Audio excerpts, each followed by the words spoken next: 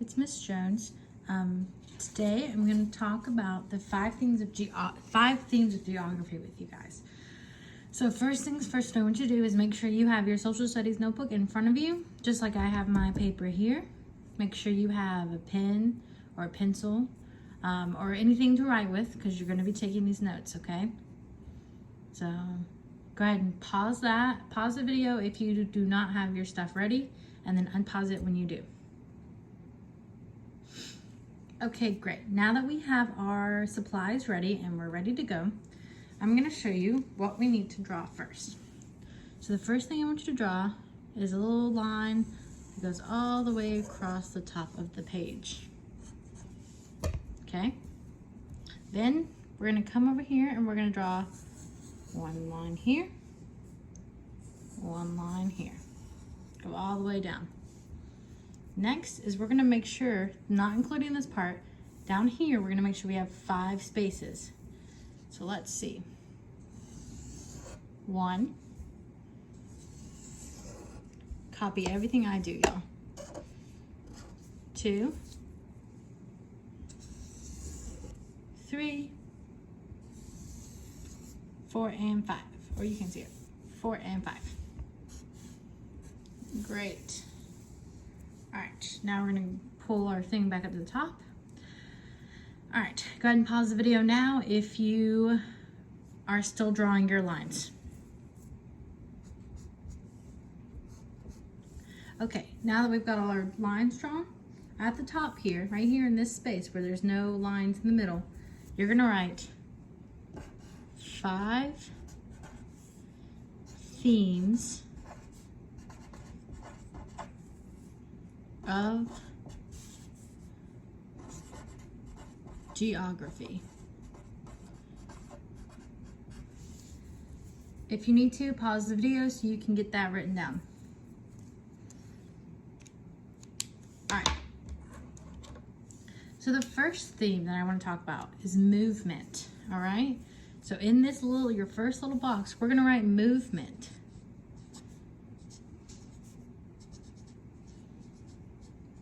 Movement.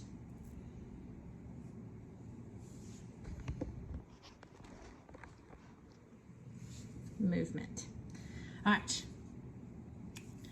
So what is movement? How can we describe movement? So movement describes, so here we're going to put describes how people, so us, me, you, our parents, other teachers, so how people, goods are like the things you buy from the store. Okay, so like your candy bars or your toys or things like that, those are our goods. Information, so how are we informed of things? Like the kind of things you get off the internet or things like that. Like how are we informed about things that are going on in the world? And culture.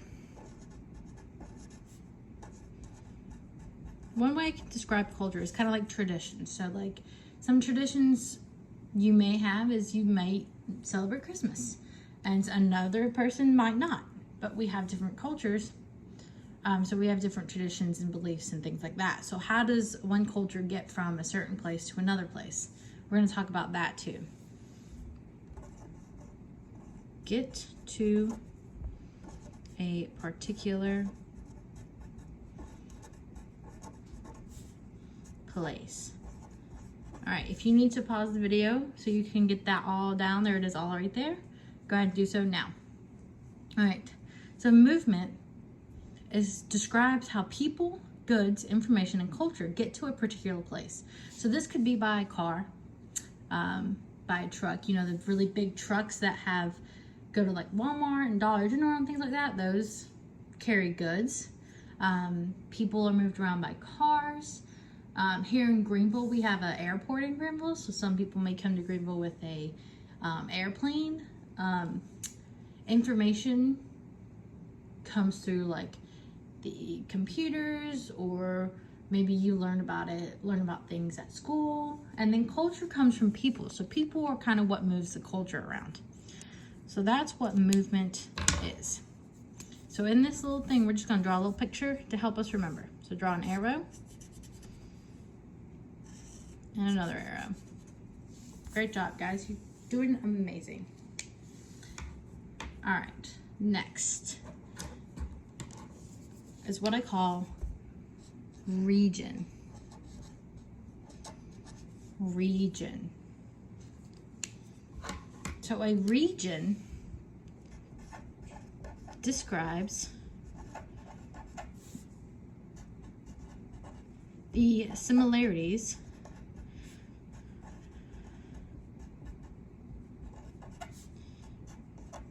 you may find in a place. So when we talk about region, we talk about how some places, especially in North Carolina, there's certain places that all kind of look the same and have the same feel. That's a region. North Carolina is split up into 3 different regions, okay? So one region has like the beach around us, and they have a higher humidity level, or the temperature might be a little higher. Then in the middle of North Carolina, they're kind of what we call plains. So there's no beaches, no mountains. It's just kind of like flat, and that's it. And then on the other side of North Carolina, we have the mountains, and it's a bunch of places that all have mountains. So that's your region. And we're going to learn more about regions next week. All right, in our picture here, we're just going to draw 3 separate sections, so we know like this section all has the same thing, this section has the same, and this section has the same. And then just a little arrow. So we know that places can be split into different parts. So like North Carolina is split into 3 different regions. All right, go ahead and pause the video if you need to, so you can get that information down. All right, next is human environment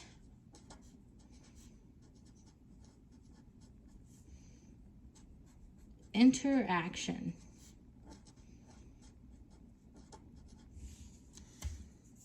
Human environment interaction. You can probably guess what that is. So what does that describe? So human environment interaction describes how humans have changed a particular place and how they adapted. So adapted means how did they get used to the place? So what human environment interaction is how did humans change a place over time? So like later we'll talk about how Greenville's changed over time from like the 1950s. It looks very different than it does now.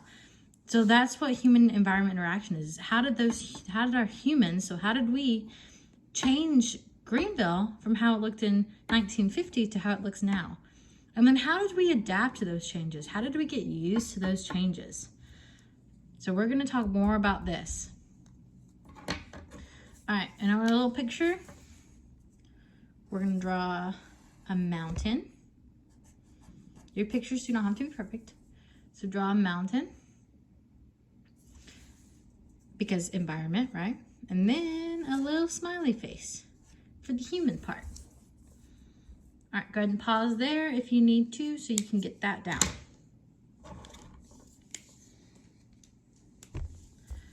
All right, next is location. So location. I'm sure we've all heard the word location before. So let's talk about it. Location describes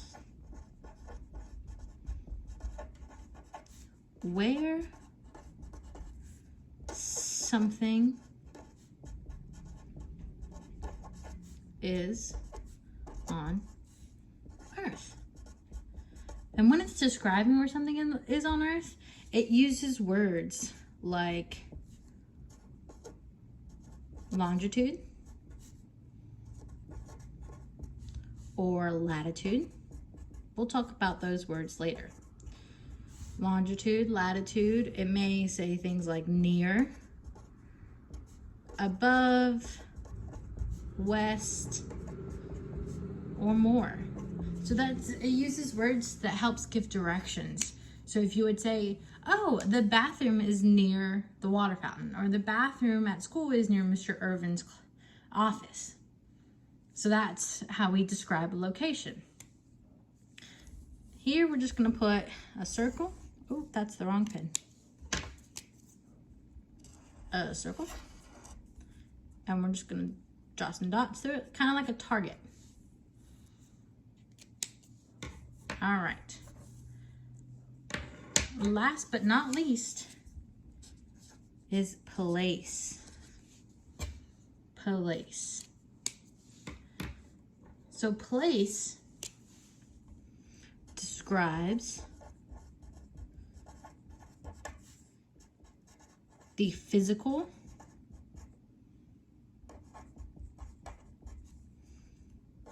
and human characteristics, going over a little bit, of a place. So physical characteristics are things like the mountains. So what the place looks like. So we would describe maybe a mountain. And maybe here we have beaches or lakes, or there's a bunch of trees or grass or dirt, things like that, what we can physically see. And then human characteristics, one of them could be a population. And a population is how many people live in that place. So that's human characteristics, are the things that humans sort of control and we use. So population is how many people live in that place. So that's a human characteristic. And then we want to draw just some characteristics. So I was going to draw a mountain. And then I want to draw a wave. But I don't know how much it's going to look like a wave. Like that. And there you go. So if you need to, pause the video here, take a look, make sure you write that down, and your pictures. All right, make sure you got all of this down. I'm also going to include a picture of this on your Canvas page. You should have already seen it when you looked at this video. So if you can't see the words, or if the video doesn't line up so you can pause it correctly, a picture of this will be on the Canvas, so you can look at that and copy that down. I do want you to copy this down because on Friday, I'm going to ask to look at your notebooks, and I would like to see your page look just like this. All right. Great job, guys.